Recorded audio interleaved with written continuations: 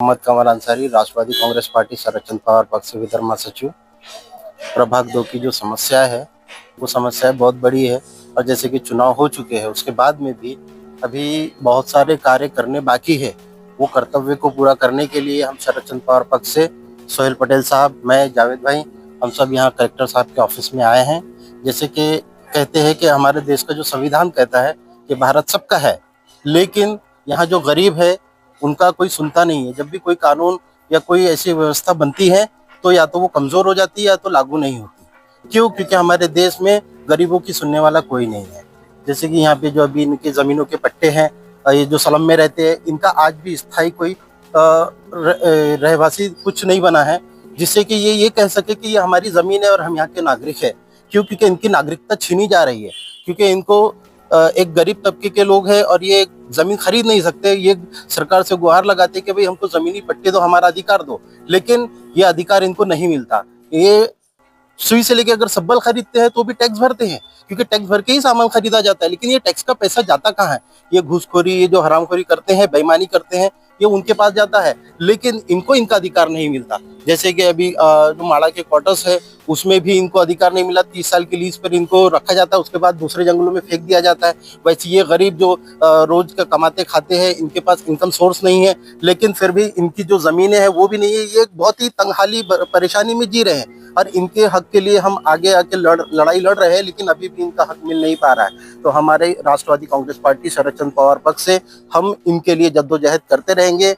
हम जीत के नहीं आए, लेकिन हमारा जो मकसद है हम वो पूरा करते रहेंगे और आगे भी हम इनके हक के लिए आवाज उठाते रहेंगे, बुलंद करते रहेंगे, क्योंकि इनके हक और इनका अधिकार दिलाना हमारा कर्तव्य है और हम ये कर्तव्य को पूरा करते हुए आगे बढ़ते रहेंगे। और मैं यही कलेक्टर साहब से भी निवेदन, एक डिपुटेशन डाला है जिसमें इनको बताया गया है कि भाई जो इनके हक है, इनके अधिकार है, वो सैंक्शन हो चुके हैं, लेकिन फिर भी उनको मिल नहीं रहे।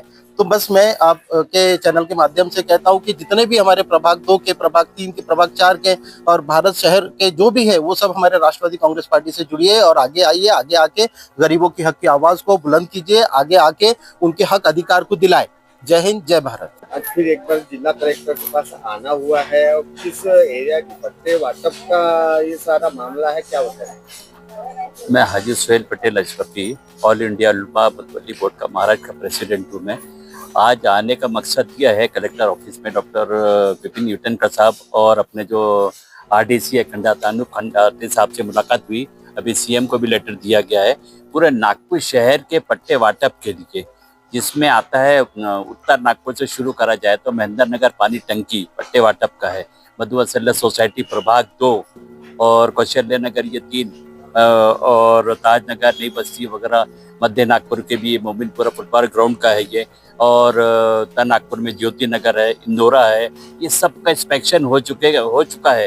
ये काफ़ी दिनों से ये पेंडिंग पड़ा हुआ है, मगर कुछ लोग अपने राजनीतिक रोटी सेकने के लिए, अपना वजूद बनाने के लिए उल्टी सीधी हरकत करके जीत कर तो आ जाते हैं, मगर जनता का जो वोट है उसका गलत उपयोग करके जीत कर तो आ जाते हैं, मगर काम कुछ नहीं करते हैं।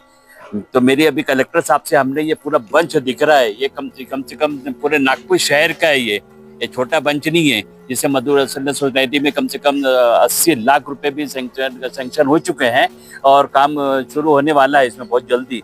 और जैसे सलम घोषित करने के लिए ज्योति नगर का भी इसमें है, पूरे नागपुर शहर का जिक्र है इसमें। 6 विधानसभा क्षेत्र के महानगर पालिका के 10 जोन के अंतर्गत आता है ये। इसमें गवर्नमेंट को हमने इसके पहले भी दिए थे, तो उसका लेटर वगैरह सब आ चुका था। अभी मेन मकसद यह आ जा रहा है कि इनको पट्टे वाटप जल्द से जल्द दिया जाए। तो मैंने ये पूरा जो आज जनता को, जो पूरे नागपुर शहर के लोग आए हैं मेरे साथ में, जफर कुरैशी है, कमाल भाई है, जावेद भाई है और अपना कासम भाई है, और काफी तादाद में लोग आए हैं इसमें। ऐसे नहीं कि मैं जिसका नाम लेते रहूंगा तो नाम छूट जाएंगे, तो उसके लिए मैं माफी चाहता हूँ। मगर एक चीज ये कहूंगा मैं, ये पट्टे वाटप का जो सिलसिला है अपन रेगुलर चालू रखेंगे, जिसमें हमने इफ्तिखार भी आए हमारे साथ में। तो ये जैसे हमने मुख्यमंत्री को दिए हैं, नितिन गडकरी को दिए हैं, पालक मंत्री अपना बावनकुले साहब को दिए, उप मुख्यमंत्री सुमित्रा पवार को दिए, विभागीय आयुक्त को, कलेक्टर को, एनएमसी को, कमिश्नर को, एनआईटी चेयरमैन को, सभी को लेटर गया है। ये एक को लेटर नहीं गया है, सभी को लेटर गया है। मगर कलेक्टर साहब ने माइनिंग डिपार्टमेंट जो होता है इनका, एक माइनिंग डिपार्टमेंट, उसको रिफर करके भेजे हैं। तो हमने उनसे, कलेक्टर साहब से जब वादा किए तो बोले बहुत जल्द इसका काम अपन इसको तकमील तक पहुंचाएंगे। दूसरा, हमने आरडीसी से मुलाकात करें, जो कंडाती साहब है, तो उन्होंने कहा कि मेरे पास ही ये लेटर आएगा कलेक्टर के पास से तरफ से, मैं इसको इमीडिएट तत्काल इसका काम शुरू करूंगा। तो मैं यहाँ की जनता से ये करूंगा कि आप लोग पीछे ना हटो, लोगों को बहकावे नहीं हो। क्या होता है, अक्सर लोग अपनी जो कुछ सरकारी जमीन को अपना समझ के उसको बेच देते हैं, कोई 30,000 में, कोई 40,000 में, कोई 20,000 में, कोई 60,000 में, और बताते कि हमने इसको बसाए हैं। ये गलत कहते हैं। जब सरकारी जमीन पे सरकार का वो रहता है तो तुम कैसे उसको बेच सकते हो? ये तो कानूनन जुर्म है। ये बहुत बड़ा जुर्म है कि लोग बेच देते हैं, उसके बाद बताते हैं कि हमने इसको बिठाया यहाँ पर। तो मेरी आपके चैनल के माध्यम से जनता जितनी यहाँ खड़ी है, उनसे मेरी हाथ जोड़कर गुजारिश है कि हमारा हर तरीके से आप लोग साथ दें। आपको बहुत जल्द से जल्द वहाँ का डेवलपमेंट भी होगा और आपकी सरकारी मोजनी भी होगी, और रोड, गटर, लाइट वगैरह सबके काम होंगे।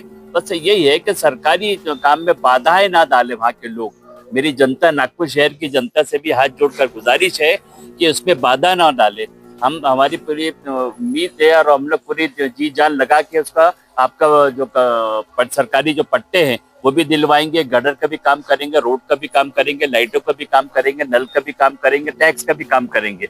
मगर आप लोग हमारा साथ देना, लोगों के बहकावे मत आ जाना। क्यों?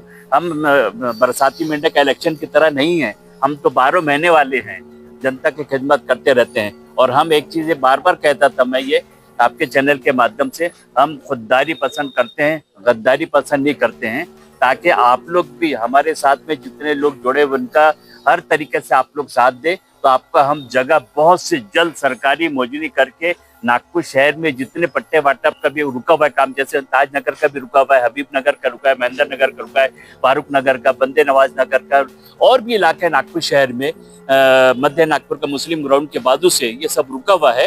तो नागपुर शहर के जो इलाका है सलम, जो सरकारी जमीन है, चाहे वो नजूल की जमीन हो, चाहे वो मालकी पट्टा हो, चाहे वो एनआईटी की जमीन हो, चाहे वो एनएमसी की जगह हो, चाहे वो नजूल की जगह हो, हम आपके चैनल के माध्यम से हाथ जोड़कर गुजारिश करते हैं कि ये बहुत से जल्द काम शुरू होगा। मगर आप लोग को जहाँ जाने की जरूरत पड़ी वहाँ आप लोग हमेशा तैयार रहना।